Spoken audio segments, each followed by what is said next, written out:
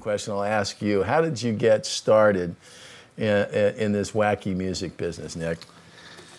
Oh man, well, first, I always tell them you got to develop a good live show. The experience of, one set of guys playing instruments and other people watching and dancing and listening, that goes back for 100,000 years. And the side of studio albums and whatnot, that's only been, like 100 years tops, not even that. So it's important to remember that that's the core of everything, is developing a exciting live show and putting your focus on that. So how did I start?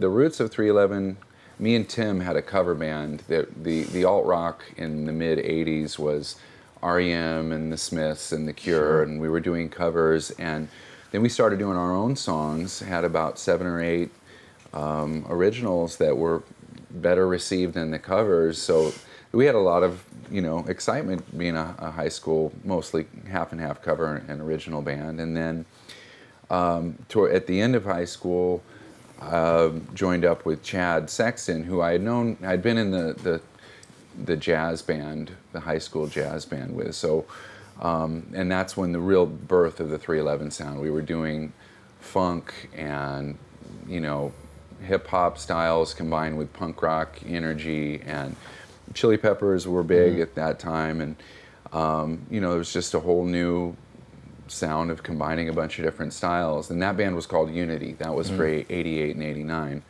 This is your high school band? This is right after graduating high school. And then there was a incarnation. Chad and I were in LA for a couple years, and right after high school. And then that kind of fell apart. And I had been, trying a bunch of different lineups, different band members. And I was, part of the time I was out in LA by myself, and I was taking out ads in Music Connection. Sure. And I was meeting, frankly, a lot of bozos. It was a lot of hair metal at the time. That's just stuff that I didn't really relate with that much. And then, I was like, the best people I could find are back in Omaha. That my high school buddies, and Chad had got the name of Peanut as a great. I was the bassist at that time, but I wanted to focus more on singing, so it worked out perfect that we had a young kind of bass prodigy. He was 14 when we started jamming with him.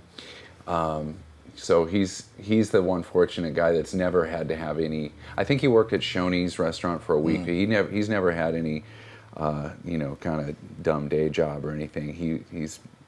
He always says he lucked out there. But and then at our first gig as 311 was 1990, June 10th, opening for Fugazi.